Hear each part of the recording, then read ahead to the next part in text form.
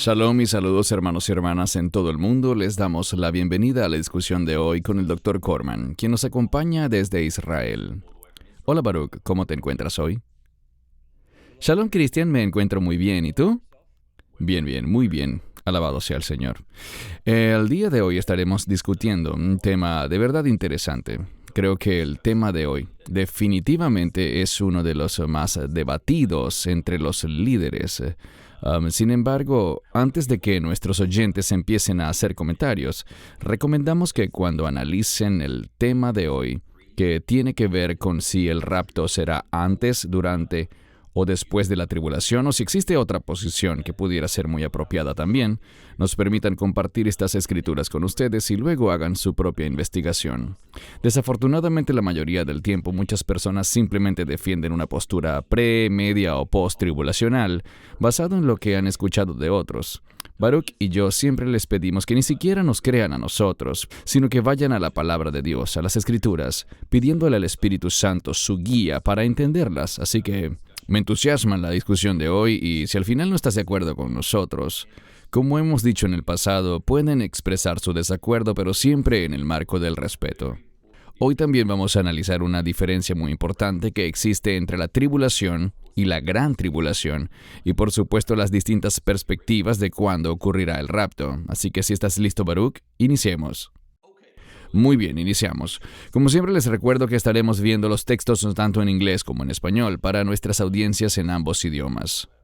Creo que es muy importante que logremos distinguir primero la diferencia entre la tribulación y la gran tribulación, antes de iniciar el debate sobre las distintas posiciones en cuanto al tiempo en el que ocurrirá el rapto. Definitivamente se trata de un tema que necesita esclarecerse a cabalidad. Hay mucha desinformación y hay personas que tristemente están muy mal informadas en cuanto a la tribulación y a la gran tribulación. Entonces, lo que haremos primero es mirar lo que generalmente se describe como tribulación y gran tribulación, para luego darte la palabra, Baruch, para tu enseñanza.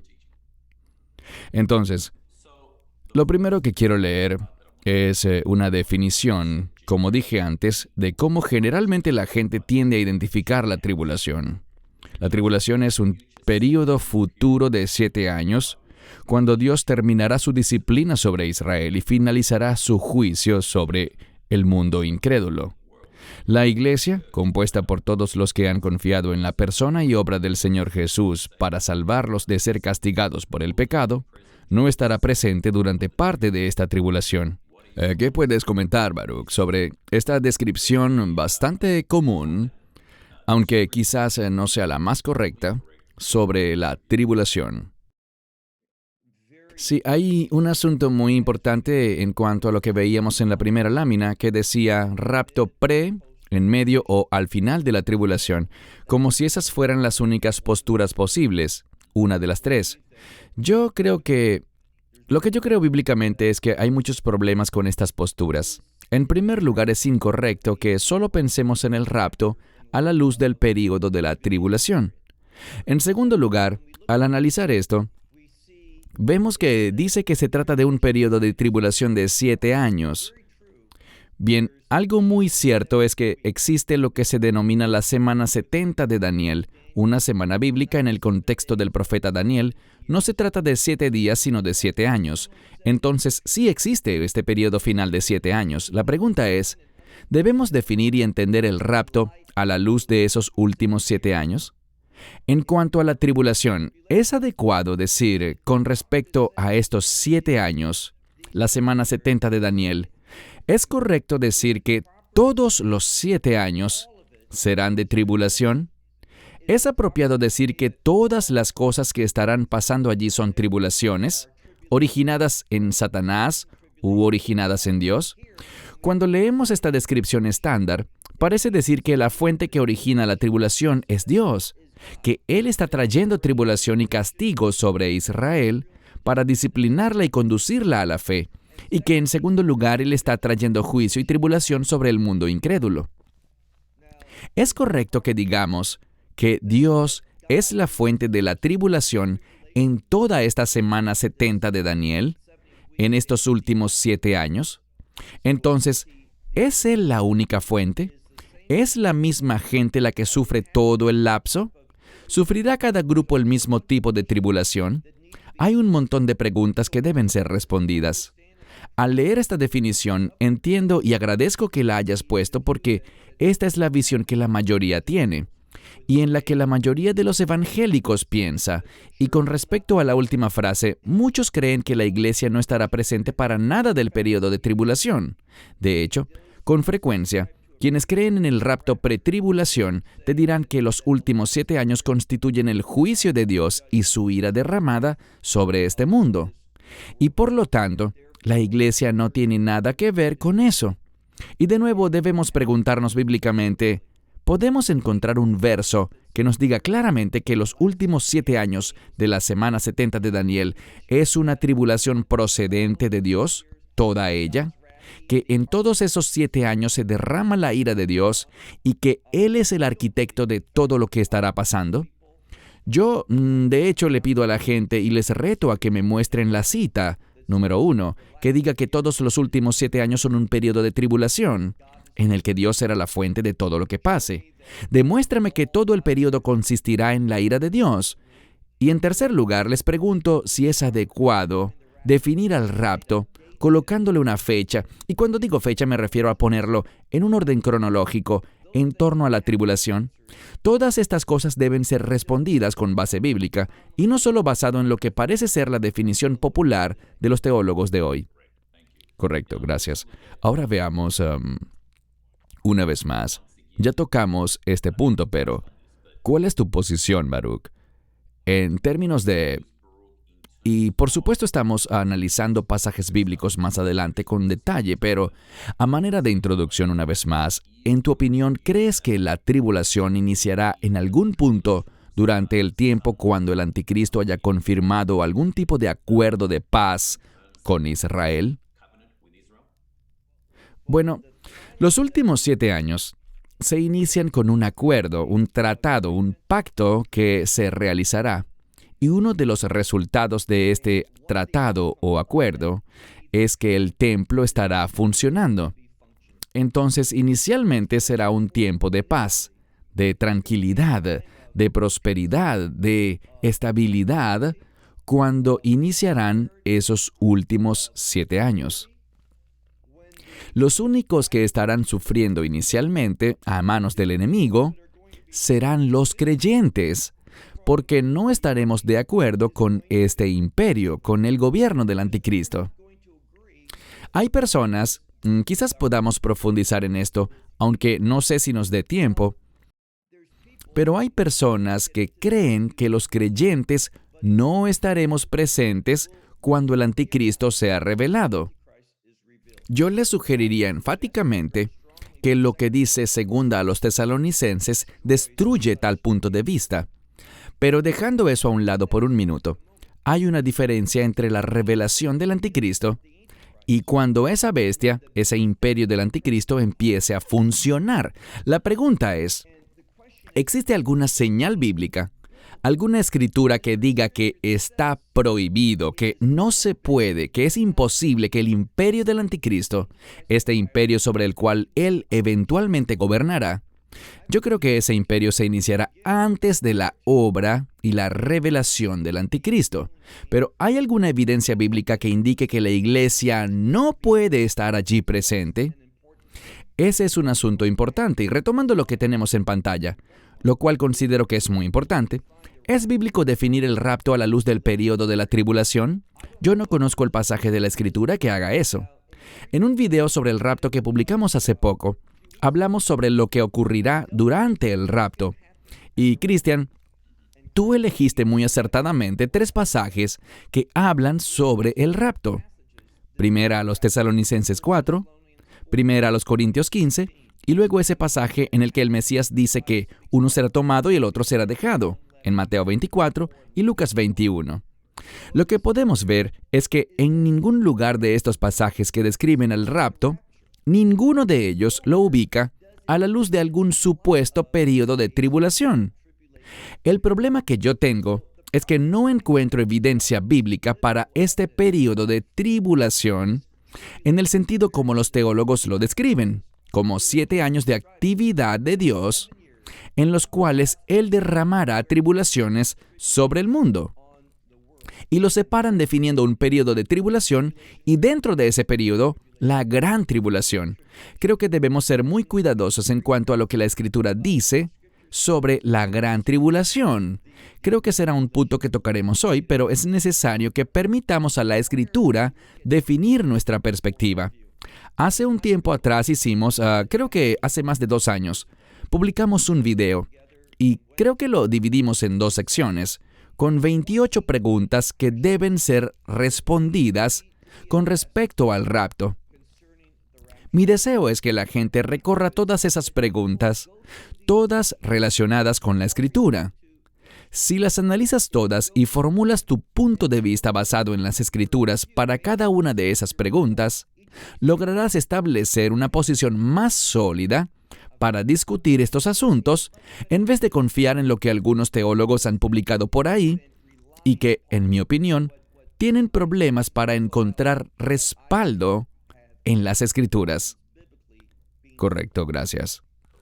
Ahora, mencionamos la gran tribulación, pero me gustaría que compartiéramos aquí, insisto, la definición genérica o popular sobre lo que significa la gran tribulación. Y luego te daremos paso para tu enseñanza, Baruch.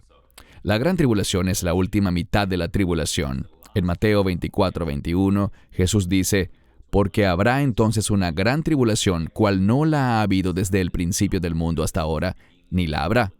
En este versículo, Jesús se refiere al evento de Mateo 24:15, que describe la revelación de la abominación desoladora, el hombre también conocido como el Anticristo. Además, Jesús en Mateo 24:29 al 30 declara, «Inmediatamente después de la tribulación de aquellos días, el Hijo del Hombre aparecerá en el cielo, y entonces todas las tribus de la tierra harán duelo y verán al Hijo del Hombre viniendo sobre las nubes del cielo, con poder y gran gloria».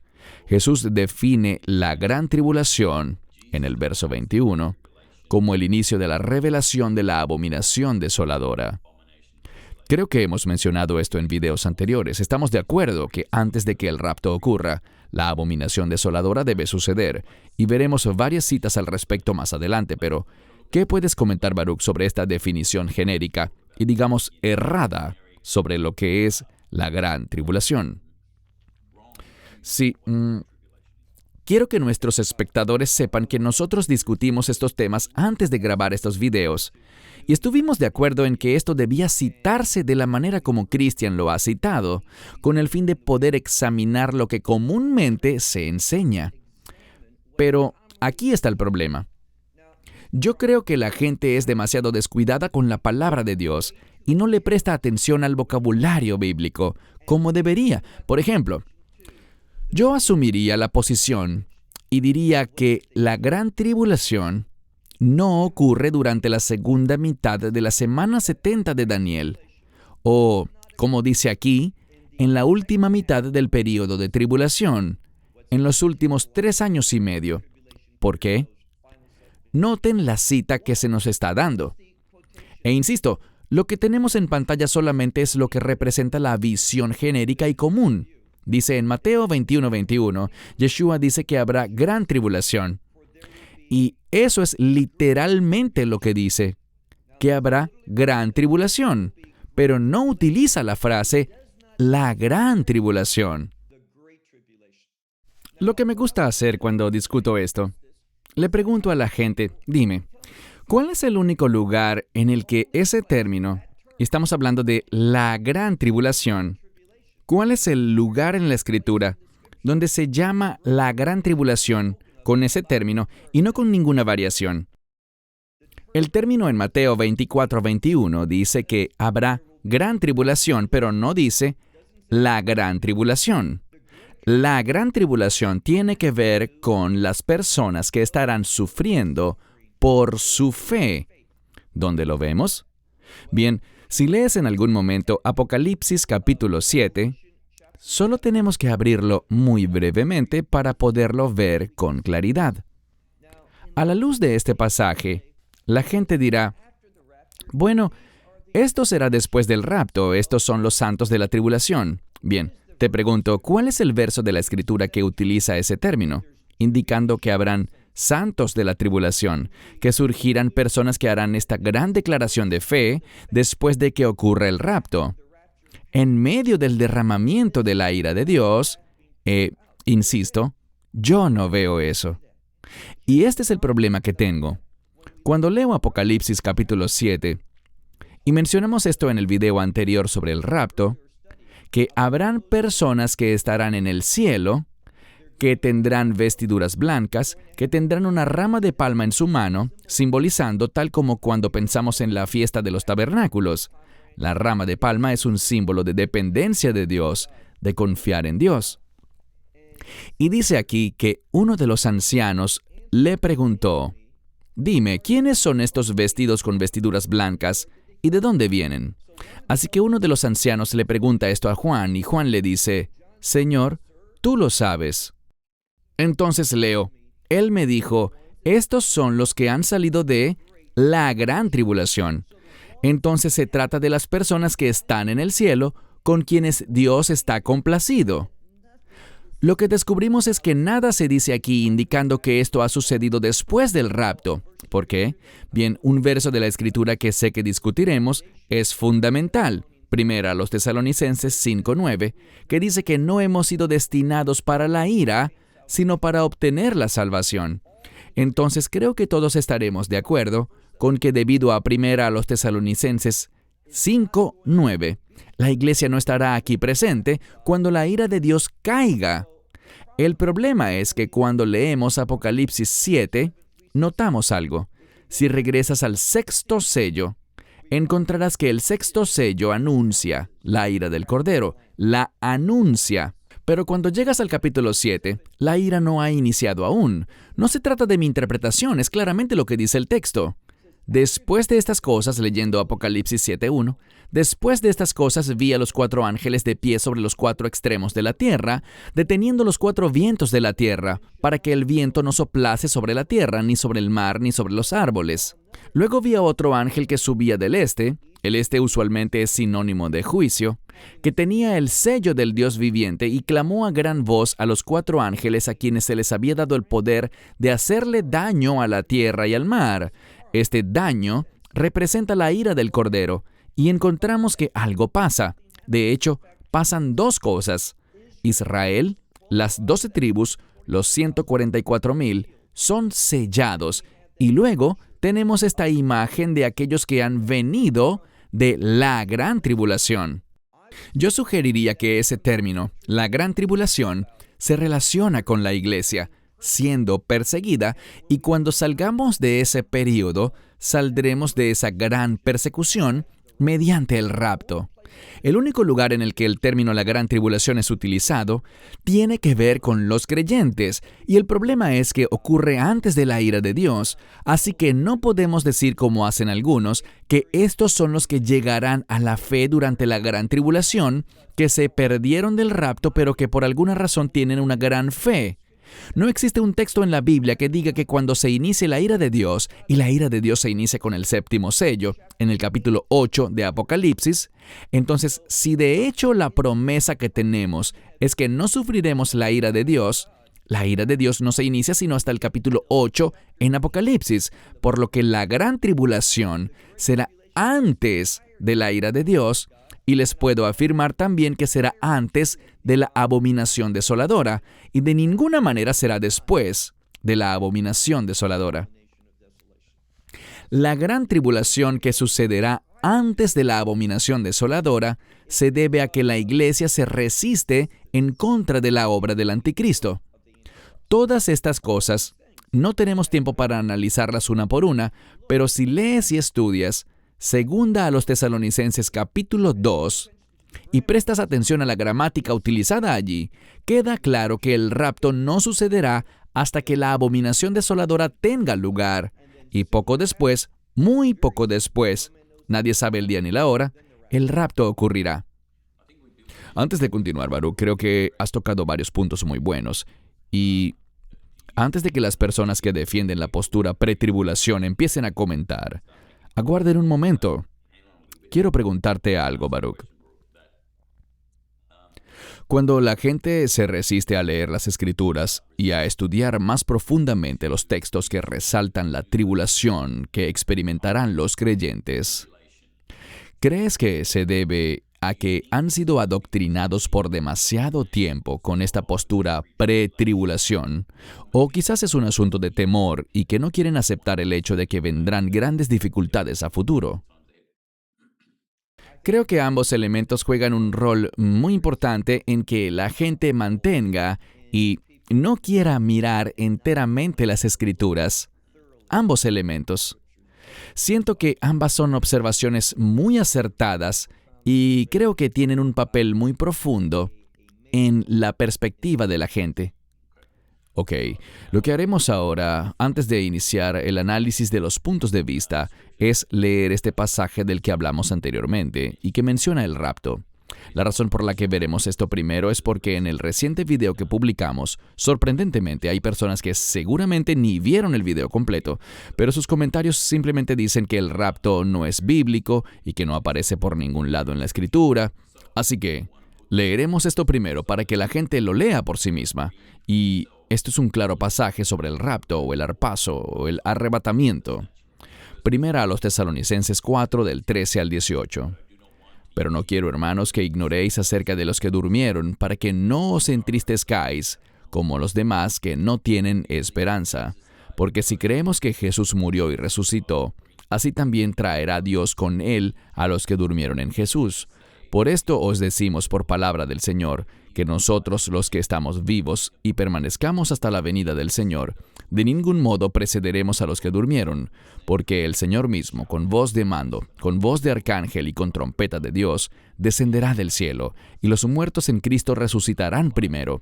Entonces nosotros, los que estemos vivos, los que hayamos quedado, seremos arrebatados juntamente con ellos en las nubes para recibir al Señor en el aire, y así estaremos por siempre con el Señor.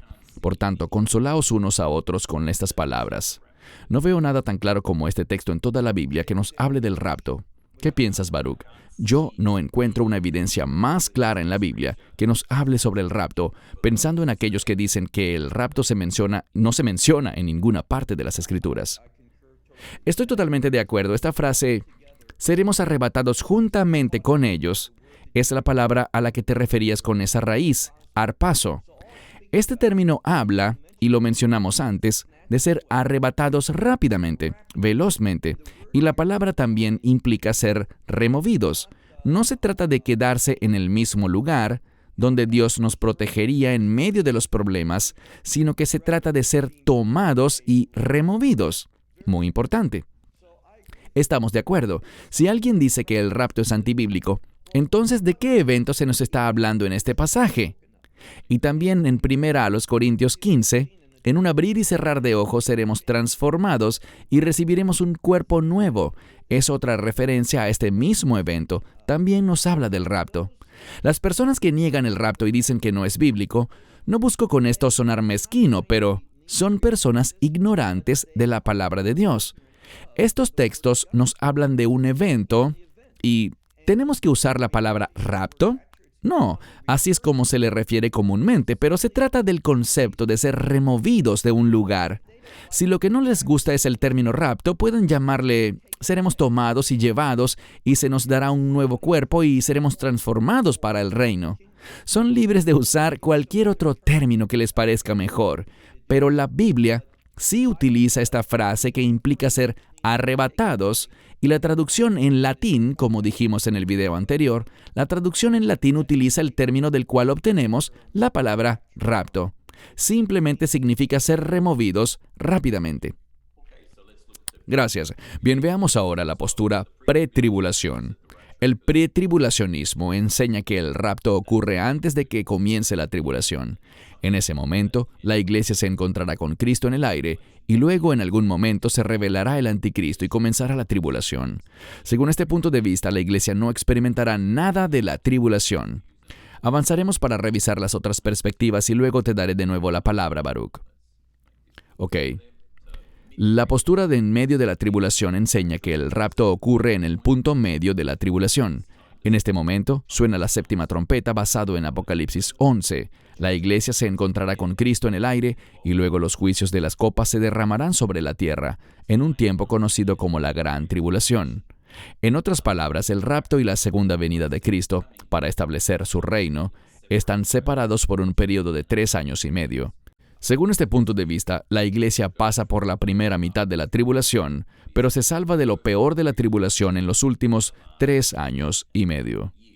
La tercera postura que revisaremos es el post-tribulacionismo, que enseña que el rapto ocurre al final o cerca del final de la tribulación. En ese momento la iglesia se encontrará con Cristo en el aire y luego regresará a la tierra para el comienzo del reino de Cristo en la tierra. En otras palabras, el rapto y la segunda venida para establecer el reino de Cristo ocurren casi simultáneamente. Además de estas tres, una postura que muchos olvidan considerar es la postura pre-ira. La teoría del rapto antes de la ira dice que el rapto ocurre antes del gran día de la ira mencionada en Apocalipsis 6:17. Según este punto de vista, los creyentes pasan por alguna parte de la tribulación, pero no sufrirán la ira de Dios que vendrá justo antes del final de la tribulación.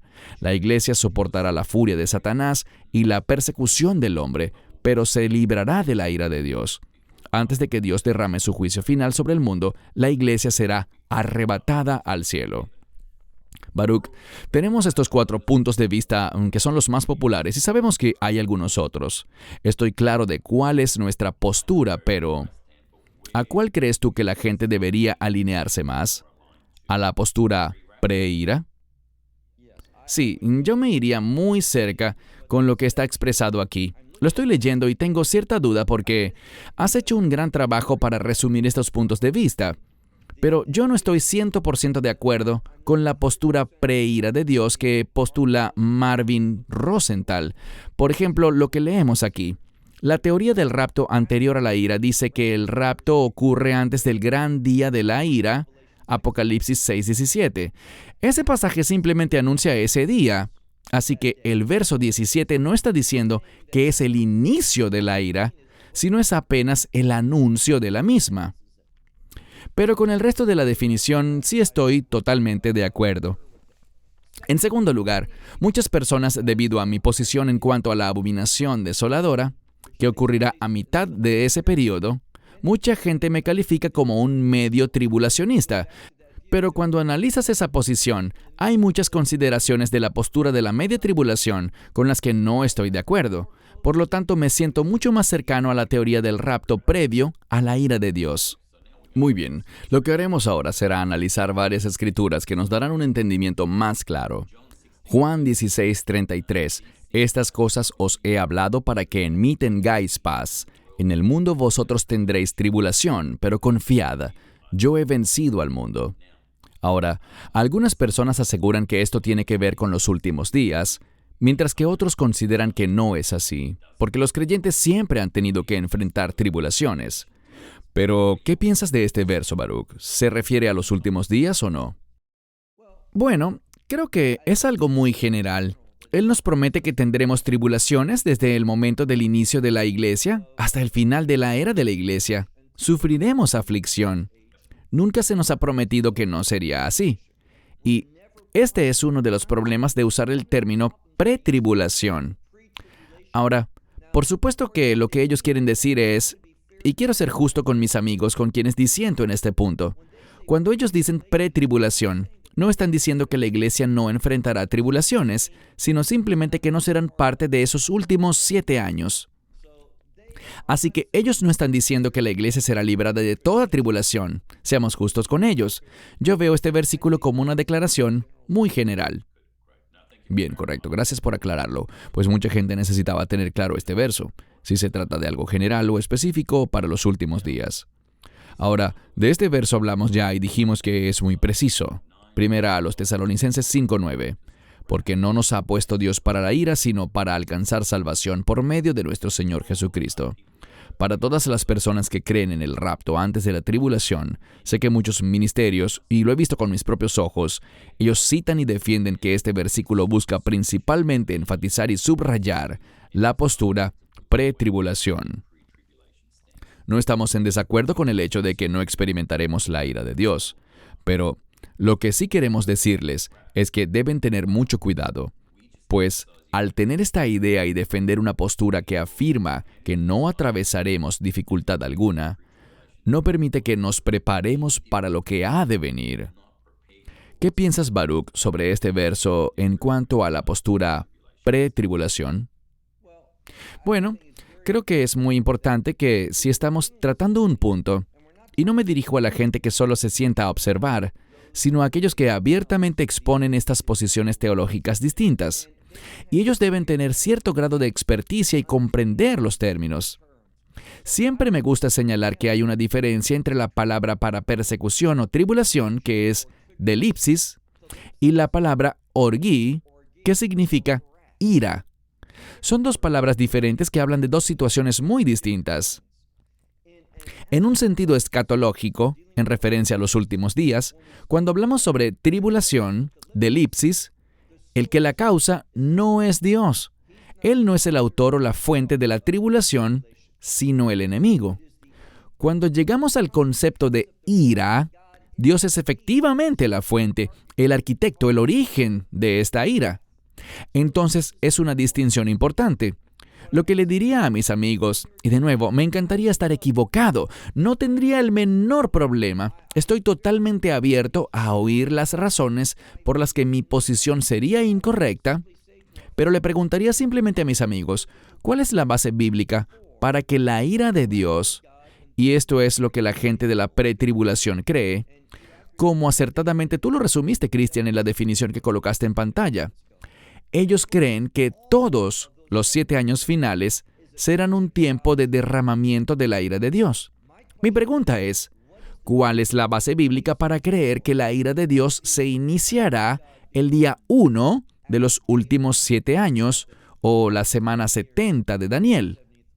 Y puedo decirte lo que ellos dicen. Ellos dicen, mira, estas cosas son horribles. Y estoy de acuerdo, habrá un montón de cosas horribles que iniciarán en el comienzo de esos últimos 7 años. Y luego dicen, si estas cosas son así de malas, Dios debe ser la fuente. No, ese es un argumento basado en el razonamiento humano. Como esto es tan malo, Dios debe ser la fuente. La Biblia no dice eso. De hecho, cuando vemos los juicios de los sellos, la fuente de esas cosas malas con las que se inician los últimos días, los juicios de los sellos, y el Mesías le dijo a la iglesia, el fin no ha llegado aún cuando vemos estas cosas, y hay una correlación entre lo que dice el Mesías en Mateo 24, del 6 al 8, y lo que vemos en Apocalipsis 6, 1 al 9 y al 10. Hay una correlación. Estas cosas no se originan en Dios, sino que aquel que es llamado muerte, el que es seguido por la muerte, Él es la fuente de estas cosas. Dios simplemente le permite llevarlas a cabo basado en el cronograma de Dios y no por voluntad del enemigo. Debemos prestar atención a todas las claves bíblicas, estudiar y asegurarnos de estar enseñando con precisión lo que la Escritura dice sobre estos eventos. Amén, gracias. La siguiente escritura que leeremos está en 2 Tesalonicenses 2, del 1 al 3. Ahora bien, hermanos, en cuanto a la venida de nuestro Señor Jesucristo y nuestra reunión con Él, os rogamos que no os mováis ni os turbéis pronto de vuestro entendimiento, ni por espíritu, ni por palabra, ni por carta, como si fuera nuestra, como si el día de Cristo había llegado. Que nadie os engañe de ninguna manera, porque no vendrá ese día sin que primero venga la apostasía, y se manifieste el hombre de pecado, el hijo de perdición. Obviamente aquí la apostasía se refiere a la gran caída de la que hemos hablado muchas veces, Baruch, y claramente dice que el hombre de pecado se ha revelado. Antes de darte la palabra, Baruch, algo que comentamos antes, pero quiero enfatizar. Mucha gente que cree en la postura pre-tribulación dirá que cuando aquí dice porque ese día, ellos siempre insisten en que se trata de la segunda venida de Cristo y que no se trata del rapto. ¿Qué les respondes? Porque claramente leemos aquí que la apostasía debe venir primero y el hombre de pecado, el anticristo, debe ser revelado.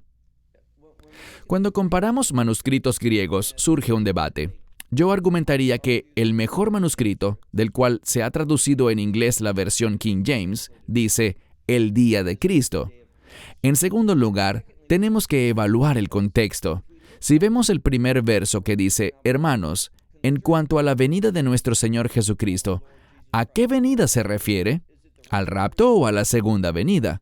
Allí mismo se responde, a nuestra reunión con Él.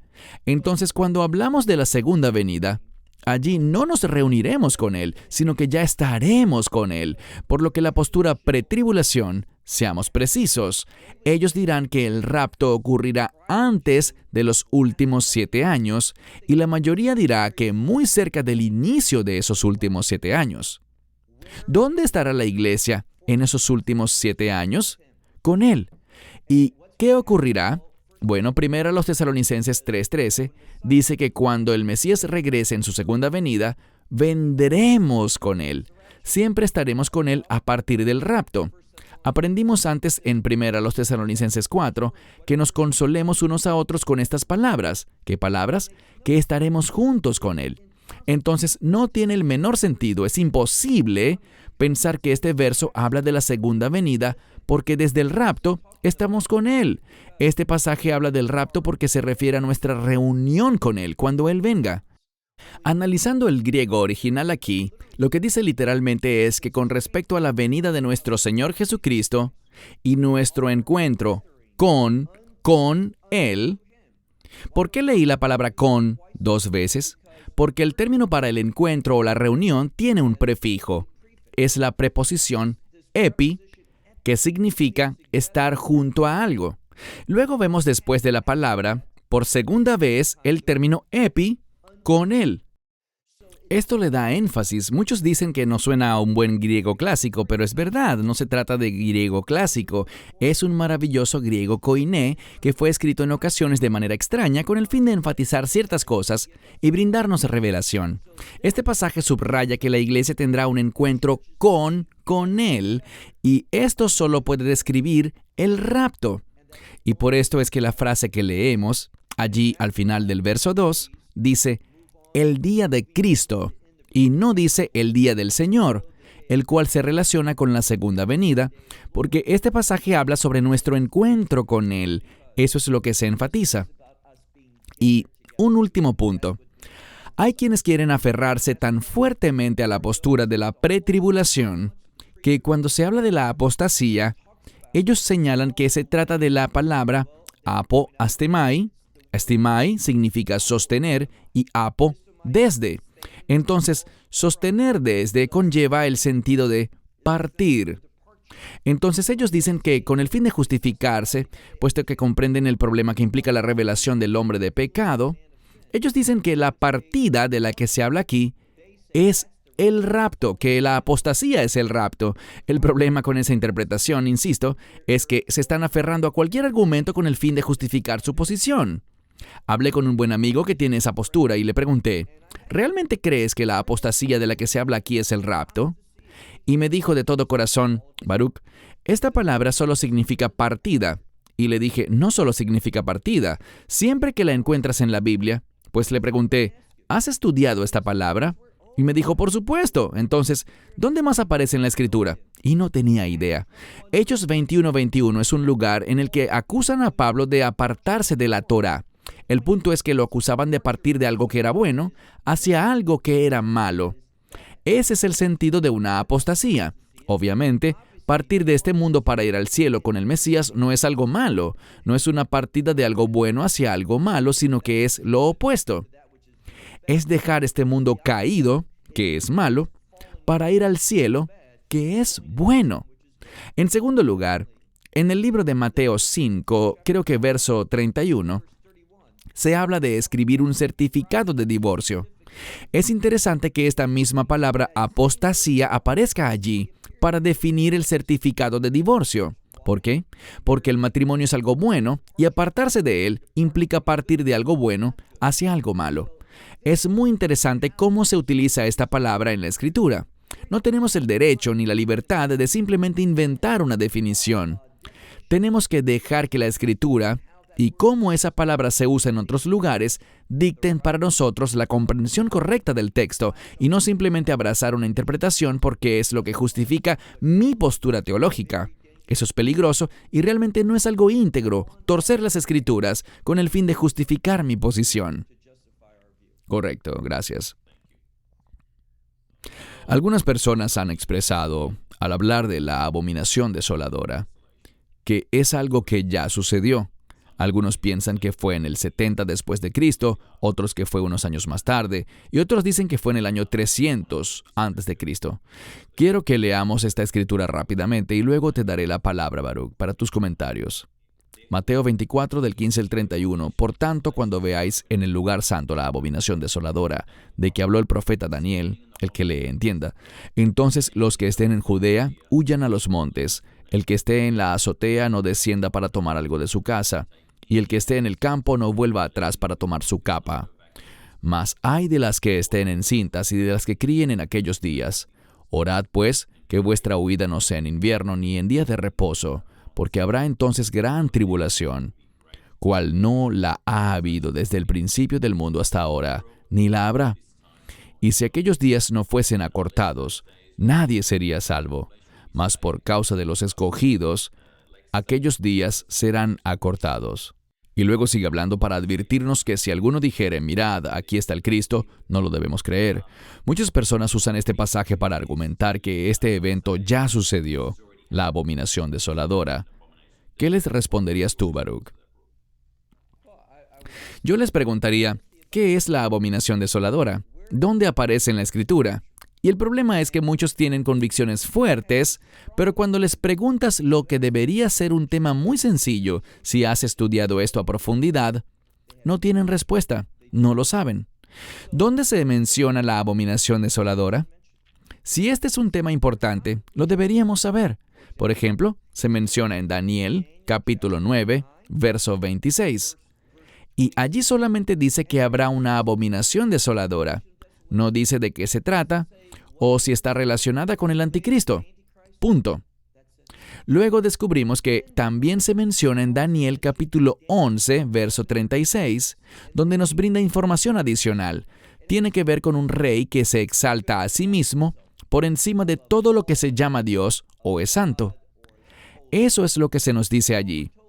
Y luego, como bien señalaste, en Mateo 24, 15, y en sus pasajes paralelos de Marcos 13 y Lucas 21, tenemos al Mesías hablando, dirigiéndose a sus discípulos a quienes les dice, cuando ustedes vean algo significativo. Una de las preguntas que le hago a la gente es, ¿por qué el Mesías les dice, cuando ustedes vean, hablándole a los discípulos? ¿Será porque esto ocurrió en sus días? No, es debido a que cuando le hablaba a sus discípulos, lo que les decía a ellos también tenía relevancia para los discípulos de los últimos días.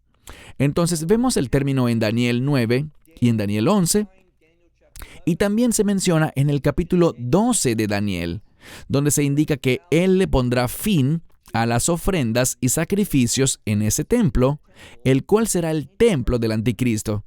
Entonces Daniel 9, 11 y 12, luego en los evangelios también, especialmente en Mateo 24, 15, y por última vez se menciona en segunda a los Tesalonicenses capítulo 2, donde en el verso 4, Pablo retoma lo que se dijo en Daniel 11:36, detallando sobre el anticristo, que en la abominación desoladora, en la revelación del anticristo, él se sentará en el lugar santo, o de hecho, en el lugar santísimo. Ahora, si te fijas en la mayoría de las Biblias, dice que él se sentará en el templo. Pero de nuevo, debemos ser personas que estudian bien para mostrarse aprobados. Pregúntate, ¿el templo? El templo es un lugar muy amplio. Hay muchos lugares distintos dentro del área del templo. Y lo interesante es que la palabra templo no es la que aparece aquí. Yo estoy consciente de que la mayoría de las Biblias traducen este término como templo, pero está mal. El término bíblico griego para templo es gerón, pero aquí no dice gerón, dice neos, en la construcción gramatical neón. ¿Por qué? Neos significa el santuario. Entonces es una referencia a lo que llamamos en hebreo Devir Jabaet o Kodesh Kodeshim, el lugar santísimo. La abominación desoladora consiste específicamente en que el anticristo, que no es Antíoco Epífanes, ni tiene nada que ver con lo ocurrido en el 70 después de Cristo, o antes de ese año, cuando Antíoco Epífanes, de acuerdo con la tradición, sacrificó un cerdo sobre el altar.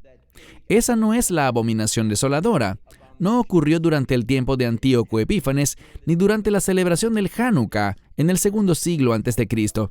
No ocurrió en el 70 tampoco después de Cristo. No, solo sucederá cuando el anticristo llegue al lugar santísimo, se siente sobre ese asiento entre los dos querubines, en el propiciatorio, que en hebreo llamamos el caporet, la tapa del arca del pacto, en el lugar santísimo. ¿Por qué? Porque allí es donde la presencia de Dios habitaba. Mira Números capítulo 7, verso 89. Es lo que dice allí. Entonces Él se autoproclamará Dios. De eso se trata la abominación desoladora. Si alguien dice que esto ya ocurrió, es porque no entienden la Biblia. Y seré más específico, no entienden el Nuevo Testamento y lo que dice Pablo en 2 Tesalonicenses 2:4 sobre lo que es la abominación desoladora. Resulta tan trágico que la gente escupa ideas y emita opiniones cuando realmente no entienden lo que la Escritura revela y enseña sobre este evento. Sí, y corrígeme si me equivoco, Baruch, pero varias personas me han hecho esta pregunta y yo mismo me la hacía en el pasado. La gente que cree que esto ocurrió en el año 70 después de Cristo o en cualquier otro punto del pasado, de acuerdo a las distintas teorías, hay diferentes fechas, pero cuando ellos invocan estas escrituras para sustentar sus teorías, ¿no es una contradicción? Porque si ves el último párrafo aquí, dice que inmediatamente después de la tribulación de aquellos días, el sol se oscurecerá y la luna no dará su resplandor, y las estrellas caerán del cielo y las potencias de los cielos serán conmovidas. Entonces aparecerá la señal del Hijo del Hombre, y eso no ha sucedido aún, por lo que siempre les pregunto, ¿ya esto pasó? Obviamente no ha sucedido, y yo además les preguntaría esto, ¿a qué se refiere aquí el Mesías con la frase que dice después de la tribulación? Puedo decirte con absoluta precisión que no se está refiriendo a la semana 70 de Daniel. No habla de esos 7 años finales.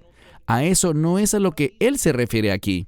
Cuando él dice después de la tribulación, de lo que está hablando es de lo que anunció el profeta Jeremías en Jeremías 37, donde dice en hebreo, Etzera Hile Yaakov, Umemena Yeveshea, que significa un tiempo de angustia. ¿Para quién? Para Jacob, para Israel. Israel es quien sufrirá, iniciando desde Mateo 24:16. Es Israel quien atravesará esa tribulación. Está hablando sobre el tiempo de la angustia de Jacob, no de la semana 70 de Daniel. Ahora, ¿están relacionadas las semanas 70 de Daniel con el tiempo de angustia de Jacob? Sí, la angustia de Jacob sucederá en la segunda mitad de la semana 70 de Daniel. Lo que le preguntaría a la gente es, ¿qué la causa? ¿Cuál es el evento que causa esta tribulación? Que no es la gran tribulación, sino gran tribulación sobre Israel, a la que el Mesías se refiere desde el verso 16 hasta el verso 29, cuando el Mesías regresa. ¿Cuál es la causa de esto? La causa es que rechazarán al anticristo, que no aceptarán al anticristo cuando realice la abominación desoladora.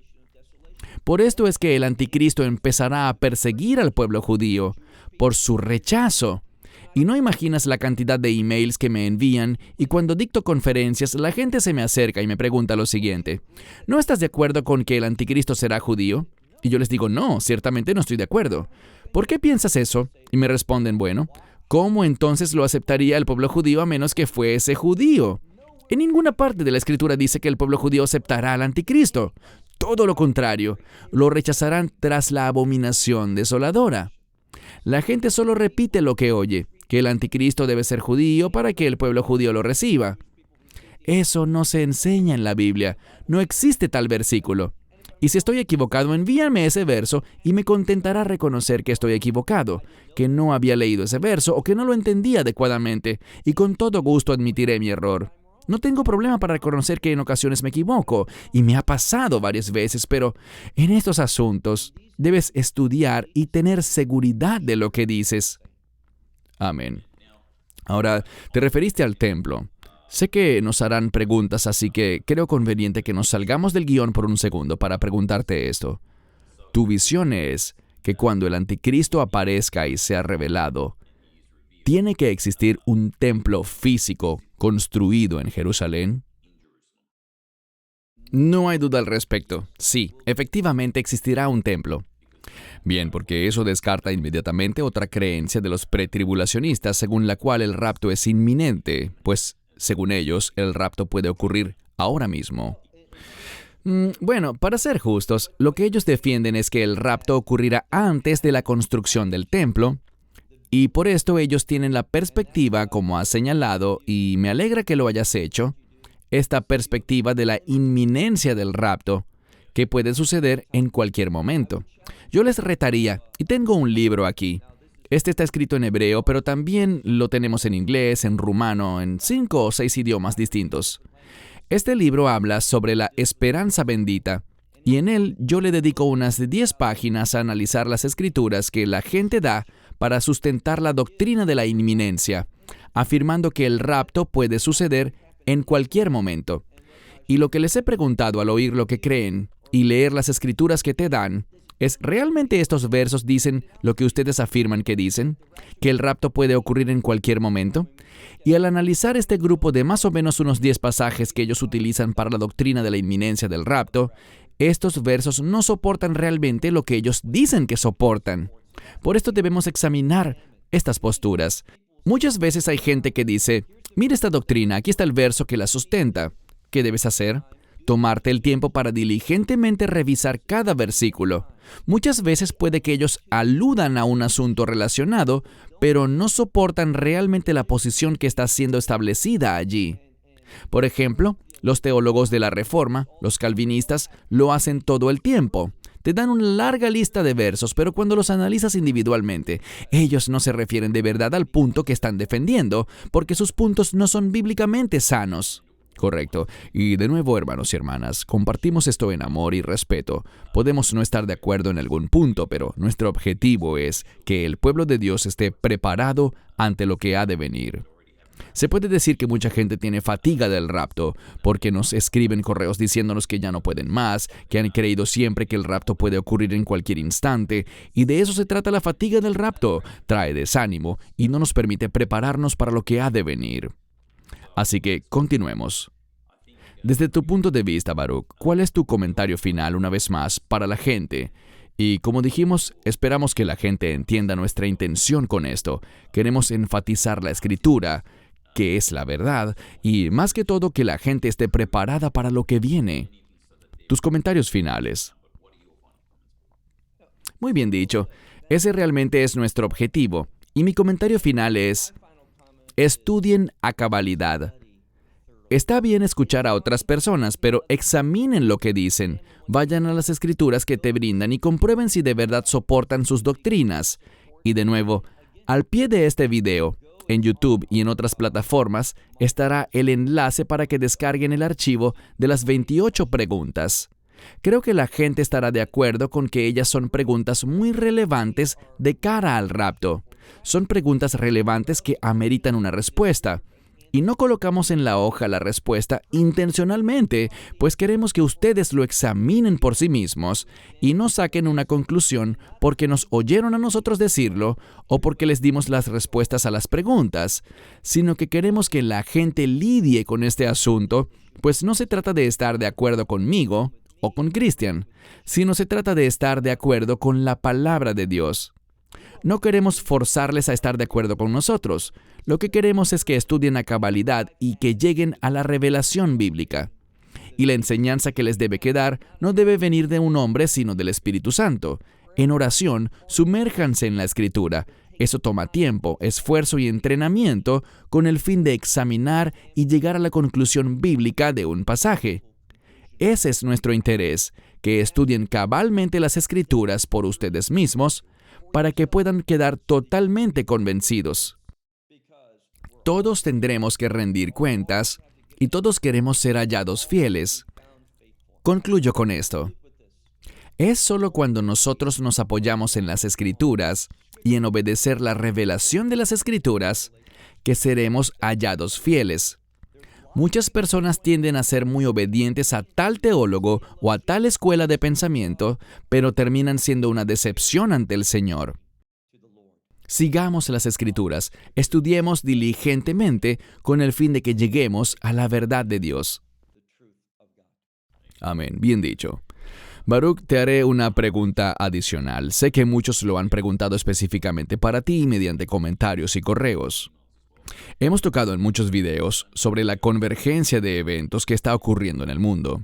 Las profecías se están cumpliendo ante nuestros ojos. Vivimos en tiempos sin precedentes. Estamos viendo una alianza estableciéndose entre Rusia, Turquía, Irán. Muchas cosas están pasando en el mundo. El pecado va en aumento. Jamás anunciamos fechas, eso es seguro, pero basado en lo que vemos, ¿crees que el rapto aún está muy lejos? Sé que te estoy metiendo en un aprieto, pero siempre nos hacen esa pregunta. ¿Cuál es tu posición personal? No estamos dando fechas, pero en vista de lo que está ocurriendo globalmente, a veces es como que abrimos la Biblia y es lo mismo que estamos viendo en las noticias. Sí, es totalmente cierto, Cristian. En la Biblia dice que cuando estas cosas empiecen a suceder, bien, yo diría que estas cosas están convergiendo para dar inicio a los tiempos del fin. No estamos allí todavía, pero me gusta mucho el término que utilizas. Los eventos están convergiendo de cara a los últimos días. Si me preguntas si creo que el rapto ocurrirá en los próximos 20 o 30 años, es cierto. Yo sí lo creo. Pienso que estamos así de cerca. Así que no estoy dando fechas, pero podrían ser 50, 100 años. No lo sabemos. Dios es maravilloso para hacer que ciertas cosas se muevan muy rápido, pero luego hace una pausa. Y algunas veces esas pausas pueden durar años o cientos de años hasta que se presente el siguiente avance. Entonces, como dice la Biblia, nadie sabe el día ni la hora, pero eso no significa que no podemos tener una intuición de que está cerca. Y puedo ver que muchas cosas están convergiendo y que se percibe una cercanía en cuanto a los últimos días. Lo primero que debemos esperar son los dolores de parto, de los que habló el Mesías. Cosas como guerras, rumores de guerras, hambrunas, pestilencias y terremotos. Todo esto generará una gran inestabilidad. Y cerraré con esto. La semana pasada estaba con mi esposa disfrutando un par de días libres y le dije, ¿sabes? Disfruta esto, porque realmente creo que en lo que nos queda de vida, y no en un futuro muy distante, no vamos a tener nada. No tendremos una casa, no tendremos comida, no tendremos calzado. Estaremos a la intemperie, marginados, seremos perseguidos y sufriremos pérdidas de toda clase. Así que prepárate para eso, pues es lo que viene. Y creo que viene muy pronto. Ese tipo de persecución, poco a poco más personas verán cómo pierden su empleo y son perseguidas debido a la posición que han adoptado en cuanto a sus convicciones bíblicas. Ese tiempo está muy cerca.